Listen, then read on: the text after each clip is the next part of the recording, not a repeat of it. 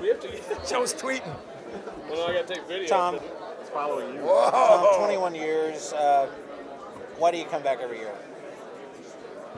Masochist. Enjoy pain. No, it's I don't know, man. It's a privilege, you know. When I got in this league, you had Bobby Knight, Gene Cady, Judd Heathcote, Tom Davis, Clem Haskins, Lou Henson. Those guys had all been there 20, 25, 30, 35 years, you know. So I was brought up the right way, but the league keeps getting better. I mean, our league right now, you know, everybody's going to argue what's the best league, but top to bottom, last 5 years, it's been hard to beat our league. And a lot of good coaches. We got some incredible institutions. So I got a good team, and I'm hoping it'll be a great team. Do you worry about, I mean, as you said, the league is, you know, as strong as it's probably been in quite some time, but, you know, possibility of maybe double-digit teams making the NCAA tournament, but do you worry about teams just beating each other up so that doesn't happen? Yeah, I do. You know, and that's what's, you know, I think the NCAA, that's what strength of schedule and things like that has changed things, but it gets a little more difficult when you only play one team once, and you know, and that part of the schedule, that makes it, somebody can lose out that way too, but the rules are the same for everybody. Sometimes it's the luck of the draw, and that's why you better not take a night off. Because you take a night off, and you might be looking from the outside in. What do you look forward out of Denzel this year? Well, I think Denzel's had the best summer. I mean, I've had a couple kids that have had great summers. Forbes has had a great summer. Schilling's had a better summer. A lot of guys. Tom has improved his shooting tremendously, but Denzel is on a mission. You know, he wants to win championships. He wants to leave a legacy. He thinks he owes it to Magic and his dad and Draymond and Mateen, and you know, I mean, he's one of those guys that grew up a Spartan, grew up in the program, and I think that puts a lot of pressure on himself sometimes, but I think he's going to be one of the best leaders we've had since maybe Draymond and some of those other good guys. And he works, you know, so he works at it. And I think he's going to have, if he can have a year like kind of like Trice did, and I think he's capable of it because probably more talent, I'm sorry, but Trice had a magical run, and Denzel has worked to have that and more. Hey, Jess. Tom, just had your reaction to the Magic statue being painted today.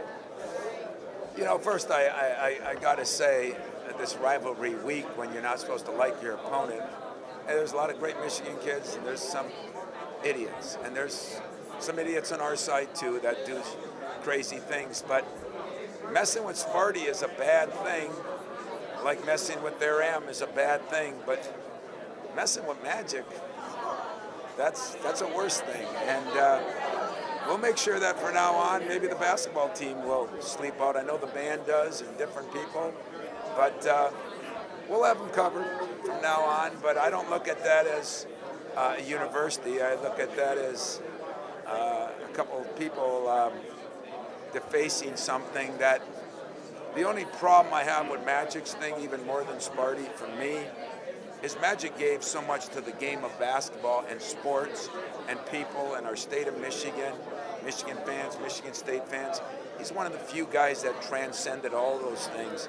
And I know it's a gimmick and it's something, but like I said, it'll give me a good reason to keep our guys intact next year because they'll all be sleeping around that statue next year. Anything that obviously recent recruiting might be bad, but is there something to kind of turn that around, or is that kind of thing?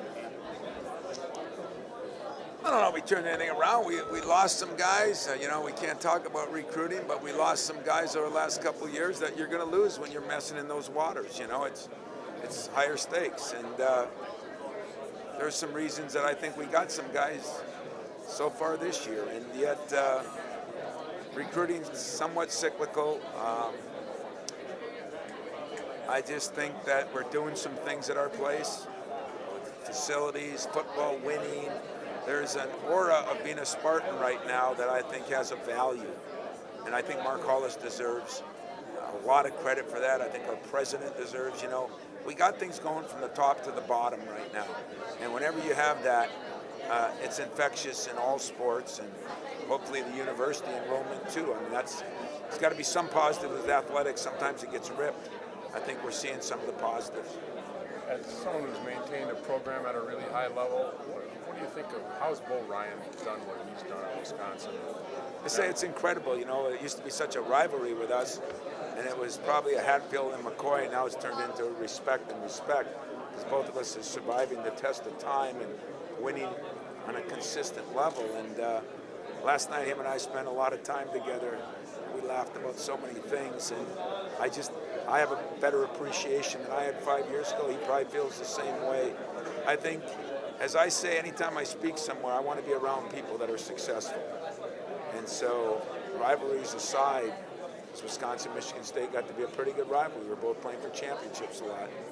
The respect factor has taken over, and the appreciation for what a guy's accomplished is something I admire. How hard is that to do in the Big Ten? It's very difficult to do, you know. There's so many good teams, and there's so many people putting money in, and everybody talks about, well, this team's got to move up, and this team's going to move up, and this team's going to move up.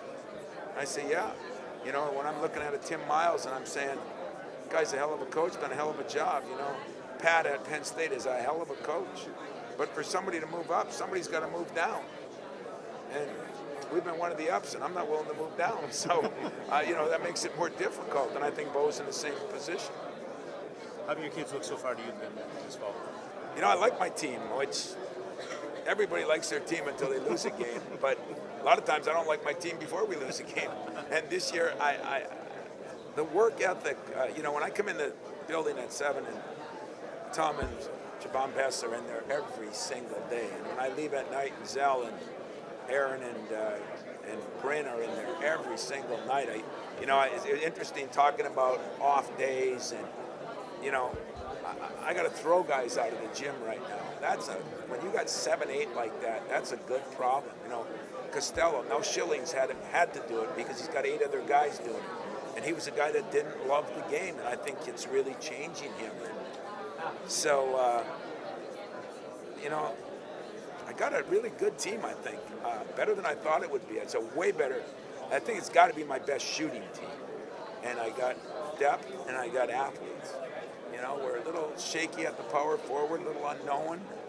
I think our bigs are getting better, and I think our freshmen are going to help, especially Dede and Matt McQuaid.